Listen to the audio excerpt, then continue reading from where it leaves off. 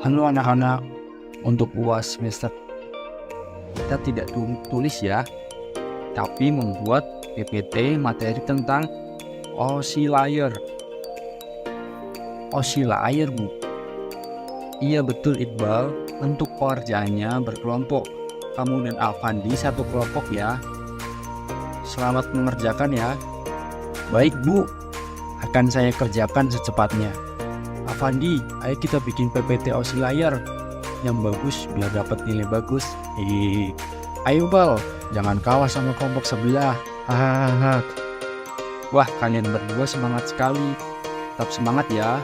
Nanti saya kasih nilai 100 kalau semangat terus seperti ini. Wah, mantap. Kita semangat kok, Bu. Iya nggak, Van? Iya, Bu. Oke, kalau gitu kita semangat.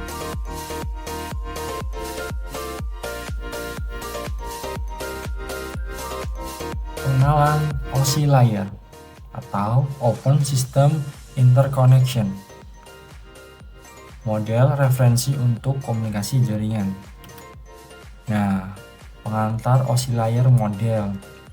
Apa itu oscillator model? OSI atau Open System Interconnection adalah model konseptual yang digunakan untuk memahami dan mengembangkan standar komunikasi jaringan. 7 lapisan oscillator. Nah, di sini ada 7 lapisan yang terdapat pada oscillator. Yang pertama ada lapisan fisik atau physical layer. Yang kedua ada lapisan data link atau data link layer. Yang ketiga ada lapisan jaringan network layer. Dan yang keempat ada lapisan transport atau transport layer. Dan yang kelima ada lapisan sesi atau session layer. Yang keenam lapisan presentasi atau presentation layer. Dan yang terakhir yang ketujuh ada yang namanya lapisan aplikasi atau application layer. Yang pertama, lapisan pada oscillator ada lapisan fisik, physical layer. Fungsinya untuk menangani transmisi data mentah melalui media fisik. Contohnya kabel, sinyal listrik, konektor. Kalau di perangkat ada hub, repeater, dan modem. Lapisan kedua ada data link atau data link layer. Fungsi menyediakan transfer data yang handal melalui link fisik, mengatur pengalamatan fisik dan deteksi kesalahan perangkat, switch, dan bridge. Lapisan ketiga ada jaringan atau network layer. Fungsi menentukan jalur data dan pengalamatan logis, mengatur routing dan pengiriman paket data. Protokol memakai IP protokol. Yang keempat ada lapisan transport atau transport layer.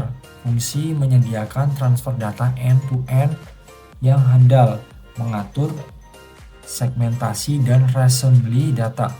Protokol memakai TCP atau Transmission Control Protocol dan UDP atau User Datagram Protocol. Nomor 5 ada lapisan sesi atau session layer. Fungsinya mengatur, mengelola, dan mengakhiri sesi. Komunikasi antar aplikasi menyediakan kontrol dialog. Contohnya NetBIOS, PPTP, Point-to-Point Tunneling Protocol. Dan yang keenam ada lapisan presentasi atau presentation layer. Fungsi untuk menyediakan format dan enkripsi data agar dapat dimengerti oleh aplikasi, mengelola konversi kode, kompresi data. Contohnya seperti SSL atau TLS atau JPEG atau MPEG. Nah, yang terakhir, yang ketujuh ada lapisan aplikasi atau application layer. Fungsi menyediakan antarmuka bagi aplikasi untuk mengakses layanan jaringan. Mengatur layanan jaringan seperti email, transfer file, akses data, protokol HTTP, FTP, SMTP, dan DNS. Simpulan, OSI atau model membuat, memahami, dan merancang arsitektur jaringan. Setiap lapisan memiliki fungsi spesifik untuk memastikan komunikasi data yang efisien dan handal. Memahami OSI layer atau OSI model adalah dasar penting bagi profesional jaringan dan teknologi informasi. Referensi, dokumentasi resmi OSI, buku teknik teks jaringan komputer, sumber daring yang terpercaya. Keamanan di lapisan OSI.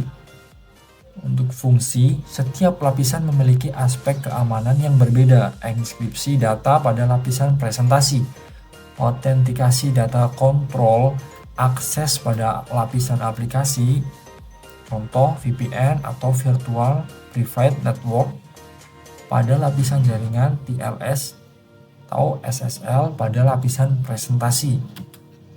Nah, di sini ada contoh pada setiap lapisan. Untuk lapisan fisik ada Ethernet, USB yang biasa kita lihat di perusahaan itu ada Ethernet.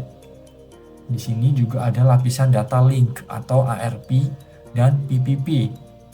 Lapisan jaringan IPv4 atau dan IPv6. Lapisan transport atau TCP dan UDP yang tadi sudah dijelaskan. Selanjutnya adalah lapisan sesi, ada RPC dan NetBIOS. Selanjutnya ada lapisan presentasi atau SSL atau TLS atau dan ASCII.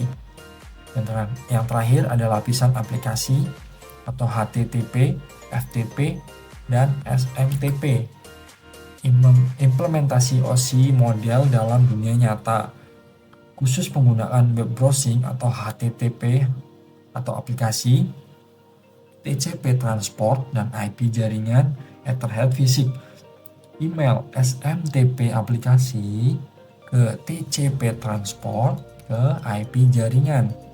Perangkat dan protokol menggunakan router, switch, firewall bekerja pada berbagai lapisan untuk mengoptimalkan komunikasi. Nah, manfaat memahami OSI model. Keuntungan, kita dapat memudahkan pemecahan masalah pada jaringan. Lalu ada juga untuk standarisasi komunikasi jaringan.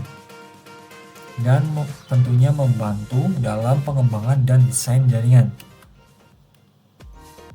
Dan di sini ada keterbatasan untuk OSI model.